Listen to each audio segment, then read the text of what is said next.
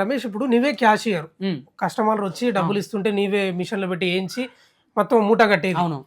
నీకు ఎప్పుడైనా డౌట్ రాలేదా అసలు ఏం పైసలు ఎక్కడి నుంచి వస్తున్నాయి, ఏం కథ, ఎవరికి అసలు ఈయన ఎట్లా ఇస్తాడు వాళ్ళకు, అసలు డబ్బులు ఎక్కడ పోతున్నాయి? నేను దీనికి నేను కారణం ఏంటంటే నాకు డౌట్ అక్కడ ఎందుకు రాలేని అంటే అక్కడ రాజకీయ నాయకులు కూడా వచ్చారు. ఇది బాంబే. రాజకీయ నాయకులు వచ్చినప్పుడు ఇక నాకెందుకు డైరెక్ట్ చెప్పు. ఎవరు చెప్పాలి వాళ్ళ పేరు? వాళ్ళ పేరు నేను చెప్పా. అది వస్తుంది. కొన్ని వాళ్ళు ఎమ్మెల్యే స్థాయిలో ఉన్నారు. ఎమ్మెల్యే స్థాయిలో జెడ్పీటీసీ, ఎంపీటీసీ, సర్పంచ్ ఇట్లా కాదు, ఎమ్మెల్యే నుంచి పై స్థాయిలో కానీ కింద స్థాయిలో లేరు. అదే ఇప్పుడు మనకు ఎవడైనా ఏమైనా జైలుకు పోతే వాళ్ళు ఉన్నారు వెనకాల నుంచి ఇడిపించుకొని వచ్చేటోళ్ళు. నాకెందుకు భయం? ఎమ్మెల్యేలే వచ్చారా, ఎంపీలు కూడా ఉన్నారు? ఎమ్మెల్యేలు వచ్చారు. ఎంతమంది వచ్చింటారు సరే పేర్లు అని చెప్పక గానీ? ఒక ఇద్దరు రావచ్చు. ప్రజెంట్ ఎమ్మెల్యేలు అప్పుడున్నోళ్ళ ఇప్పుడున్నోళ్ళ? ప్రజెంట్ ఇప్పుడున్నోళ్ళ అప్పుడున్నోళ్ళే వచ్చారు. ఓకే, ఈ ప్రభుత్వం రాలే. అప్పుడు వచ్చారు. అదే వాళ్ళని చూసినప్పుడు నీకు ఏమనిపించింది అంటే ఇంత పెద్దలు వస్తే నాకెందుకు భయం? ఎందుకు చెప్పు? ఇన్ని డబ్బులు వచ్చినాయి, నేను కలెక్షన్ చేస్తున్నా, జనాలు నాకైతే ఏం చెప్తలేరు, వస్తురు మంచిగా వాళ్ళతో డీలింగ్ చేసుకుంటున్నా, నాకు ఇచ్చిపోతున్నా, నేను వానికి కట్టబెట్టి వానికి ఇచ్చేస్తున్నా. నాకెందుకు ఇంకా మధ్యలో డౌట్ రాలే పెద్దగా? నాకు డౌట్ రాలే. ఇప్పటికి కూడా వాళ్ళు ఊరికి పోతే రమేష్ ఎట్లా చేద్దాం అనేటోళ్ళే కానీ అరే నువ్వు ఆడ పైసలు తీసుకునేటోళ్ళు నాకు ఒక్కడు కూడా లేడు. ఇప్పటికి పోయినా కానీ చాలా ఘోరంగా ఏడుస్తారు, నాకు పట్టుకొని కూడా ఏడుస్తారు. ఇట్లా మనం ఎమ్మెల్యేలు వచ్చి ఆఫీసులో కూర్చునేది ఉన్నాయి, ఫోటోలు కూడా ఉన్నాయి ఇవి. కానీ ఇప్పుడు ఆ ఫోటోలు కొన్ని నీకు చూపెడతా, నాకు పర్సనల్ చూపిస్తా. Okay okay. ఇది మేము కంపెనీ విన్ఫినిట్ కంపెనీ ఓపెన్ అప్పుడు మేము విజయవాడ పోయినప్పుడు ఈయన మధు, ఈయన మా ఈయన పేరు నరసింహ, పంజగల నరసింహ మధు. ఈయన విఠల్, విఠల్. వీళ్ళ మామ రాజశేఖర్, వీళ్ళ మామ మన మధు వాళ్ళ మామ. ఇది మల్లెపల్లి ఆఫీసా? మల్లెపల్లి ఆఫీస్ ఇది. ఇంకో కొంచెం కనిపిస్తుంది జిఎన్ఐ. ఓకే ఇది ఓకే. ఇది మల్లెపల్లి. ఇప్పుడు ఇది ఒక ఫోటో చూపించినావు కదా ఎమ్మెల్యేది, ఇంకొక ఎమ్మెల్యే చూపి. ఇంకో ఎమ్మెల్యే అంటే అది తీయలే, నేను అది తీయలే. ఓకే. ఇంకో మా బాధ్యత మా నాన్న మా ఇచ్చిన 30 లక్షలు ఇవి. 30 లక్షలు. 30 లక్షలు చూపెట్టండి ఒకసారి కెమెరాకు. మీరే చూపించండి. ప్రామిసరీ నోటా? మీరు మొత్తం ఎన్ని లక్షలు ఇచ్చారు? 30? 30 ఒకటేసారి కట్ట, ఒకటేసారి 30 కట్టలు. ఇది అదేనా? ఇది 30 లక్షలు. ఇది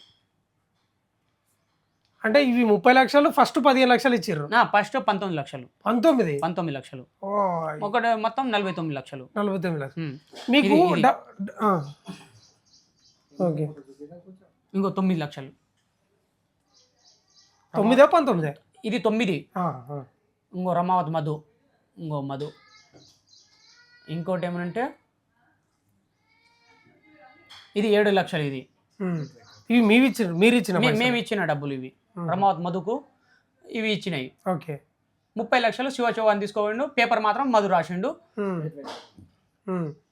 అప్పుడు విఠల్ని పోయినరు 30 లక్షలు నేను విఠల్ పోయినప్పుడు.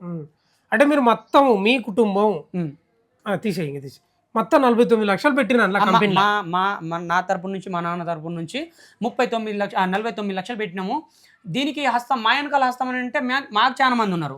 మా సొంతం డబ్బులు అయితే కావు. మా అక్క 49 లక్షలు మీవే ఏం కావా? కావు, మీరు కూడా మేము గోల్డ్ లోన్ తెచ్చిన రిసిప్ట్ అయితే ఉన్నాయి కదా ఒకసారి. అవును, ఇది గోల్డ్ లోన్ చూపెడతా. అంటే వేరే వాళ్ళ పైసలు కూడా మీరు గ్యాదర్ చేసి? అది మాకు వేరే వాళ్ళది కదా, ఇప్పుడు వాళ్ళకి ఏ సంబంధం లేదు. నువ్వు తెస్తేనే నాకు అవుతుంది. ఇదేంటి గోల్డ్? ఇది గోల్డ్ లోన్. అక్కడ చూపించు. ఇదిగో సార్, ఇది గోల్డ్ లోన్. ఎంత పెట్టినావు గోల్డ్? గోల్డ్ లోన్ 5 లక్షలు. ఇది 5 లక్షలు. ఎన్ని తులాలు పెట్టిండ్రు? 5 తులం. అంటే గోల్డ్ పెట్టి తెచ్చిండ్రు? ఇంకేం పెట్టి తెచ్చారు మీరు? అన్ని క్యాష్. ఇది ఏమైనా కుదబెట్టినరా? భూములు ఏం పెట్టాలి? వీటలు పెట్టిండు. ఈటలు దాదాపుగా 1.5 ఎకరం పెట్టిండు. తెచ్చి మార్టిగేజ్ చేసి ఇచ్చిండు. ఓకే. అయితే దీనికి ఇంకోటి చెప్పలే. మార్టిగేజ్ అంటే ఇప్పుడు వీటలు ఉండు కదా, మార్టిగేజ్ చేసి మరి తెస్తుండు. కొన్ని ఇప్పుడు నేను ఉంటా కదా అల్లా ఉన్నప్పుడు కొన్ని గడబడైనాయి. అంటే కొన్ని ఈ మిత్తిలు ఇవ్వకుండా ఇట్లా అవుతుంటే ఎంతైనా మన బాండింగ్ ఎప్పటి నుంచి ఉంది కదా, అదే వీటలు వద్దు పైసలు కొంచెం నువ్వు కొంచెం డ్రాప్ చేసుకో అని నేను స్లోగా అన్న ఆయనకి ఒక ఫ్లోలో నేను చిన్న తక్కువగా అన్నా.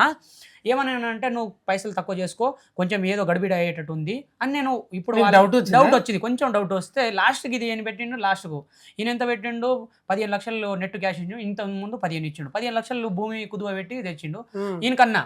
ఇదే మాట అని అంటే ఈయన మైండ్లో పెట్టుకోకుండా ఈయనేం పోయి మధుకు అన్నాడు, ఏమన్నాడు, అరే మన రమేష్ నాకు ఇట్లా అన్నాడు, మరి ఇది గడిబిడ అవుతుందంట అని అంటే ఈ మాట ఇక్కడ అన్నాడు, ఈ మాట అక్కడ పోవద్దు, మళ్ళీ ఇక్కడ అంటే క్లోజ్ అయింది, ఇక్కడైతే క్లోజ్ చేస్తా, ఈ మాట ఎక్కడ పోవద్దు, కర్నూలు పోవద్దు, ఈ సుబ్బు వాళ్ళ టీం ఇప్పుడు వాళ్ళ నుంచి టీం ఉంది కదా వాళ్ళకి పోవద్దు, వాళ్ళకి పోతే అక్కడ నుంచి డబ్బులు బాగా వస్తున్నాయి. అప్పటికి నేను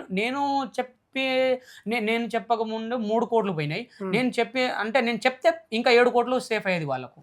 3 కోట్లు పెట్టినప్పుడు వాళ్ళు నాకు అప్పుడప్పుడు ఫోన్ చేస్తూనే ఉన్నారు, మరి ఎట్లా నడుస్తుంది, ఏదో అటు ఎవరో చచ్చిపోతురంట, ఎవరో ఇల్లు కాలు పెడుతురంట, అట్లా అని అంటారు. ఏం కాదు, అట్లా ఏం కాదు అని అంటే ఇక్కడ నాకు భయపెట్టిస్తుండు, ఇక్కడ ఆయనకి చెప్పొద్దు, వాళ్ళకి చెప్పొద్దు. ఎవరు భయపెట్టిస్తారు? నాకు మధు ఇక్కడ భయపెట్టిస్తుండు కదా, అక్కడ చెప్పొద్దు అని, కర్నూలు వాళ్ళకు చెప్పకు, అక్కడ నుంచి మనకు పైసలు వస్తున్నాయి. ఆ విధంగా నేను చెప్పకుంటేనే నాకే అది పాపం అనిపిస్తుంది. వాళ్ళకు 7 కోట్లు వాళ్ళు పెట్టిర్రు, నేను చెప్తే ఆ 7 కోట్లు వాళ్ళు సేఫ్ అయ్యేది, నేను చెప్పకుండానే 7 కోట్లు వాళ్ళు. అంటే ఇప్పుడు రమేష్ నువ్వు చెప్పేదాని ప్రకారం దీనిలో ఎమ్మెల్యేలు ఉన్నారు, ఎమ్మెల్యేలు ఉన్నారు, నీకు పేర్లు చెప్తలేవు, సరే అది నీ గోప్యత. ఎమ్మెల్యేలు ఉన్నారు, 100% మంగ్లీ ఉందని చెప్తా ఉన్నది. స్వయంగా శివ చౌహాన్ ఎవరైతే మంగ్లీ తమ్ముడు ఆయన్నే డబ్బులు తీసుకుపోయింది అని చెప్తా ఉన్నా. ఈ ఎంటైర్ ఎపిసోడ్ లా ఇంత తెలిసినాక నీకు ఇదంతా తెలుసు ఆల్రెడీ, ఎందుకు ఇంత లేటుగా వచ్చినావు బయటికి? ఇంత లేట్గానే అంటే కొన్ని కారణాలుగా నాకు ఇట్లాంటి చెప్తే నీకు చంపేస్తా నరికేస్తా అని నాకు ఆఫీసులో పెట్టి చెప్పిండు కదా, నాకు చాలా క్రిటికల్గా నాకు భయపెట్టించిండు. అదేవిధంగా నాకు వస్తుంది అనేది అందరికి వస్తే నాకు వస్తుంది, నేను ఎందుకు ముందలు పోయి బలి అవ్వటం, ఇక అందరు కోట్లు పెట్టిన వాళ్ళే కూర్చున్నారు, నేనేం చేస్తా అని కొన్ని ఫ్లోగా నేను ఉండిపోయినంతగా కొన్ని రాజకీయ నాయకులకు వాళ్ళకి ఇళ్ళకు నేను కొన్ని క్రిటికల్గా నేను చెప్పిన, అన్న నాకు ఇట్లా పరిస్థితి ఉంది, నాకు చంపేటట్టు ఉన్నారు, నేను కొన్ని కారణాలు చిన్నవి చెప్తా, నేను పెద్ద అయితే నేను చెప్పానని అంటే ఉన్నాయి మొత్తం చెప్పరు తమ్ముడు, నీకెందుకు నేనున్నా కదా అనే ప్రకారంగా చెప్పినప్పుడే ఇవాళ 3 రోజుల నుంచి నేను బయటకు వస్తాను. అదేవిధంగా సామరస్యంగా నేను ఆమెకు లెటర్ కూడా పంపించిన, ఎవరికి, మంగళక్కకు, కొన్ని శివోత్సవానికి నేను డబ్బులు ఇచ్చినాయి అక్క, నీకు మీ తమ్మునికి ఇచ్చినా కూడా మీకు కూడా అక్కడ తెలుసు, నేను అక్కడ వచ్చినాయి, మీరు ఫోటో దిగ్గదు అనే మీరు కింద అంటే నేను ఆమెకి పెడితే ఆమె ఇప్పుడు దాకా నాకు రెస్పాన్స్ కూడా కాలే. పెట్టినావా? పెట్టినా, ఒకసారి చూపి.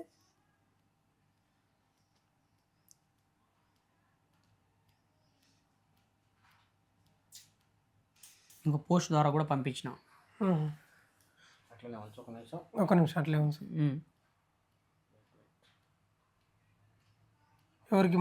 మంగ్లీకి అక్కడ రీచ్ అయిపోయిన తర్వాత వాళ్ళ నుంచి రెస్పాన్స్ అయినా. టెక్స్ట్ మెసేజ్ టెక్స్ట్ అని నేను కాదు కానీ కొన్ని నేను లెటర్ పంపిన, సామరస్యంగా కొన్ని మాకు కూడా చూడక మేము చాలా బీదోళ్ళము, ఆ విధంగా మేము పెట్టినాం, అయినా రెస్పాన్స్ కాలే. ఇంకోటి ఏమనంటే ఇది నిన్న కూడా సిబిఐకి పెట్టొచ్చిన, సిబిఐ కూడా నిన్న వాళ్ళకు కూడా చూడాలి సార్ మాకు కూడా అని సిబిఐకి కూడా నిన్న ఇక్కడ హైత్ నగర్ నుంచి పెట్టిన. స్పీడ్ 24కే అక్కడ రీచ్ అవుతుంది అంట, ఇది 24 గంటలకు. అంటే ఇప్పుడు ఏం చెప్పదలుచుకున్నావు రమేష్ ఈ అంశానికి సంబంధించి? ఈ అంశానికి సంబంధించింది నాకు ఏం కోరుకుంటున్నావు అంటున్నా, అంటే నేను న్యాయం జరిగితే నాకు ఒక్కనికి, అంటే నేను ఒక్కనికి భగవంతుడు కాదు, నేను నా లాంటి వాళ్ళు చాలా మంది ఉన్నారు, నా లాంటి వాళ్ళు నా చేతిలో పైసలు ఇచ్చిన వాళ్ళు చాలా మంది ఉన్నారు, వాళ్ళకి అందరికీ న్యాయం జరగాలి, నాకు కూడా న్యాయం జరగాలని అందరికీ దండం పెడుతున్నా. అంతేనా? అంతే, నేను న్యాయం జరగాలి, నాతో పాటు ఉన్న వాళ్ళు కూడా న్యాయం జరగాలి. వాళ్ళు కూడా నా చేతిలో వచ్చి డబ్బులు పెట్టిన వాళ్ళు కదా, అయితే నాకు వచ్చి నా మీద వచ్చి నాకేం కొట్టనికి రావట్లే, కానీ నేను నా చేతిలో వాళ్ళ పైసలు నేను తీసుకున్నా కదా, నీవే ఏం కౌంటింగ్ అది ఆ పాపం నేను చుట్టుకున్నట్టు అవుతుంది, వాళ్ళకు కూడా డబ్బులు అందేటట్టు చూడాలని నేను అనుకుంటున్నా. ఏమైనా భయపడుతున్నావా? భయపడాలి కదా, ఇప్పుడు ఇంత పెద్ద న్యూస్ పోతుందంటే మళ్ళీ ఏడ నుంచి ఏ విధంగా, ఇప్పుడు మీరు న్యూస్ వాళ్ళు అంటారు, మీరు అంటున్నారు, ఏ విధంగా వచ్చి ఎవడో అటాక్ చేసేటట్టు కూడా నాకు అర్థం అయితే లేదు. అటాక్ చేయడానికి ఉన్నది చెప్పినారు కదా, ఉన్నది చెప్తున్నా అంటే ఇప్పుడు అట్లా జరగలేదు కదా, ఇప్పుడు నువ్వు ఎట్లా ఎందుకు బ్లేమ్ చేసినావు? ఇప్పుడు అక్కడ సరిత అనేది మేడం ఉన్నది కదా, పాపం వాళ్ళు మా వెస్టేజ్ దాంట్లోనే పని చేసినారు, వాళ్ళు ఇన్ఫినిట్ చేసినారు, వెస్టేజ్ చేసినారు. ఇప్పుడు మధుకు ఆయన కూడా తెలుసు, మా టీం వాళ్ళే చేస్తారు. లాస్ట్కి ఏమన్నాడు మధు, అసలు ఈమెకు మేడం అనాలో మరి ఏమనాలో నాకైతే అర్థమైతే లేదు, నాకు ఈమెకు మేడం అనాలో సరిత మేడం అనాలో నాకు అర్థమైతలేదు. ఈమె మా టీమే లేదు, అసలు ఈమె మాకు డబ్బులే ఇవ్వలేదని ఆ పాప మామకు చెప్పిండు. ఆమె ఎక్కడెక్కడో నోటీసు అవి అవి ఏమేమి పెట్టి ఆమె కూడా ఇచ్చింది. మాకు తెలుసు ఆమె ఆ మియాపూర్లో కూడా వచ్చింది.